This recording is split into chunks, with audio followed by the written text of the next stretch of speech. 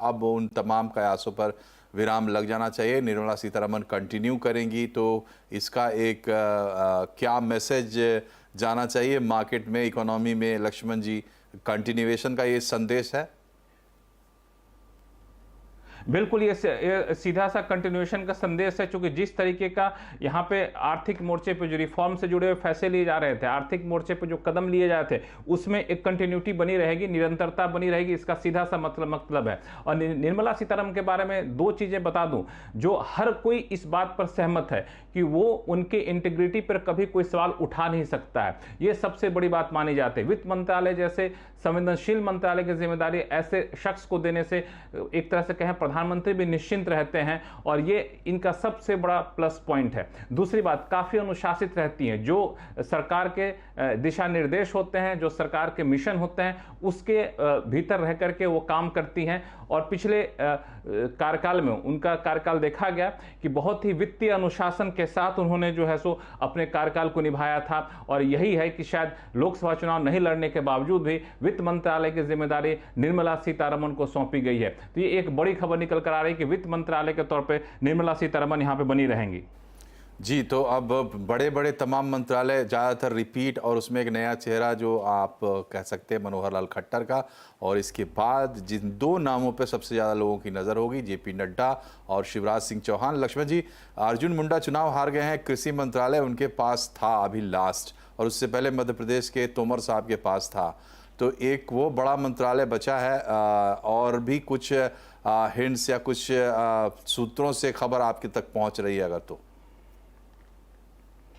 देखिए, मुझे जो सूत्रों से जानकारी मिले उसके मुताबिक शिवराज सिंह चौहान, जी हां, शिवराज सिंह चौहान, इनको कृषि एवं किसान कल्याण मंत्रालय की जिम्मेदारी दी गई है।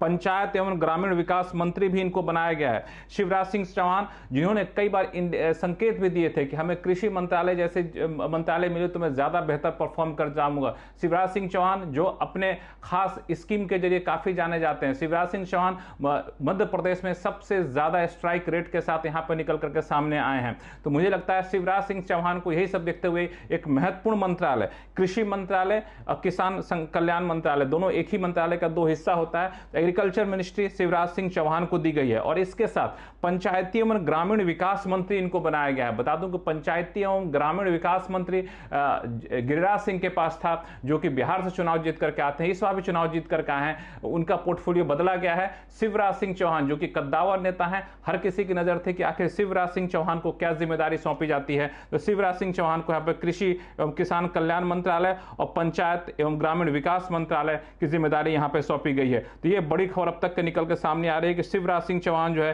कृषि मंत्रालय की जिम्मेदारी उनके पास होगी और ग्रामीण विकास मंत्रालय की जिम्मेदारी होगी। कृषि एक ऐसा सेक्टर है जिसपे देखिए प्रधानमंत्री ने ऑफिस संभालने के साथ ही पहला काम किया, किसानों को सम्मान निधि योजना की किस्त को जारी की। अब सबसे बड़ी जिम्मेदारी होगी कि चुनाव में ग्रामीण इलाकों में भाजपा को जो वोट शेयर में थोड़ी बहुत कमी हुई थी उसको कैसे वापस पाया जाए, क्योंकि आने वाले दिनों में कई राज्यों में विधानसभा चुनाव होने, इसको देखते हुए शिवराज सिंह चौहान की छवि काफी पॉपुलर मानी जाती है इन सब मामलों में। तो इसको देखते हुए शिवराज सिंह चौहान को कृषि मंत्रालय एवं ग्रामीण विकास मंत्रालय की जिम्मेदारी दी गई है। इनके पास सबसे बड़ा चैलेंज होगा कि ग्रामीण इलाकों में जो थोड़े बहुत असंतोष है, विकास की रफ्तार धीमी पड़ी है, डिमांड कैसे पैदा किया जाए, इन सब चीजों को यहां पर लाने की कोशिश होगी। तो शिवराज सिंह चौहान को ग्रामीण विकास मंत्रालय और कृषि मंत्रालय की जिम्मेदारी सौंपी गई है।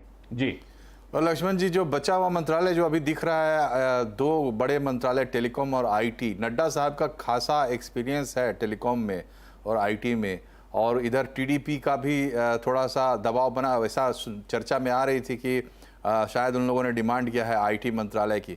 तो अब इस पर खासा सस्पेंस है। तो अब बड़े मंत्रालयों में और क्या खबर है आपके पास? देखिए, बड़े मंत्रालय में अब सबकी नजर टिकी होगी नड्डा को क्या दिया जाता है। नड्डा को बहुत हद तक संभावना है कि शायद उनको हेल्थ मंत्रालय की जिम्मेदारी दी गई हो। ये अभी तक औपचारिक ऐलान नहीं हुआ है। तो जेपी नड्डा जो कि भाजपा के अध्यक्ष रहे हैं भी, और पहले भी वो हेल्थ मिनिस्ट्री की जिम्मेदारी संभाल चुके हैं। आपको याद होगा जब इनको हेल्थ मिनिस्ट्री से हटा करके इनको जिम्मेदारी सौंपी गई थी संगठन की, अब वापस से इनको हेल्थ मिनिस्ट्री की जिम्मेदारी दी गई है, ऐसा यहाँ पे सोर्स बता रहे हैं जो निकल कर सामने आ रहा है। तो ये एक बड़ी खबर होगी कि जेपी नड्डा, जो कि एक सबसे बड़े कद्दावर नेता हैं और कैबिनेट में नए चेहरे हैं, वो कहां जाते हैं। तो ये एक तरीके से निकल कर आ रहा है कि शायद जेपी नड्डा को जो है हेल्थ मिनिस्ट्री की जिम्मेदारी दी जाए। लगभग कंफर्म है, औपचारिक ऐलान होना बाकी है। तो ये एक बड़ी होगी। गजेंद्र सिंह शेखावत को कल्चर और टूरिज्म मंत्रालय की जिम्मेदारी सौंपी गई है। गजेंद्र सिंह शेखावत जिनके पास जल शक्ति मंत्रालय की जिम्मेदारी थी, राजस्थान से चुनाव जीत करके आते हैं, तो इनको अब कल्चर और टूरिज्म मंत्रालय की जिम्मेदारी सौंपी गई है। तो ये एक बड़ी खबर निकल कर आ रही है। गजेंद्र सिंह शेखावत जो एक काफी तेज तरार युवा नेता माने जाते हैं और उन्होंने काफी बेहतर प्रदर्शन भी किया जल शक्ति मंत्रालय में, अब उनको कल्चर और टूरिज्म मंत्रालय की जिम्मेदारी सौंपी गई है। और जेपी नड्डा भाजपा के अध्यक्ष, जो कि नए चेहरे के तौर पर शामिल किए गए हैं, इनको हेल्थ लक्ष्मण जी, हरदीप सिंह पुरी भी पेट्रोलियम मंत्रालय रिटेन कर रहे हैं। हरदीप सिंह पुरी, हाँ, हरदीप सिंह पुरी के पास दो मंत्रालय था।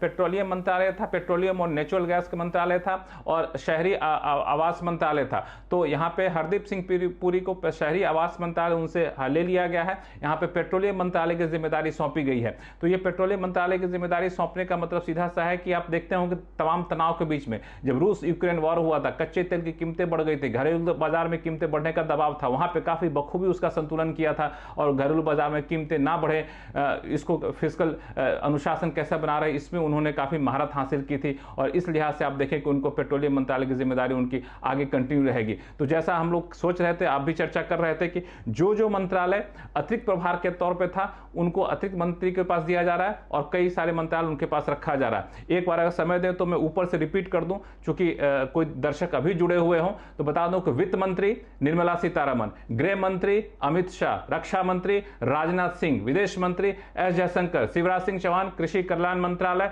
ग्रामीण विकास मंत्रालय, ये एक प्रमुख खाका निकल कर आया। जेपी नड्डा स्वास्थ्य मंत्रालय, तो ये सारी चीजें निकल कर आ रही है। हरदीप सिंह पुरी पेट्रोलियम मंत्रालय। तो जो अब तक है कैबिनेट का स्वरूप कुछ ऐसा होने वाला है। और धर्मेंद्र प्रधान को शिक्षा मंत्रालय मिल गया है लक्ष्मण जी, लेकिन अभी लोगों के मन में बड़ा सवाल होगा कि ललन सिंह को क्या मिलेगा। जेडीयू एक बड़ा पार्टनर है और राम मोहन नायडू, ये टीडीपी और जेडीयू के हिस्से क्या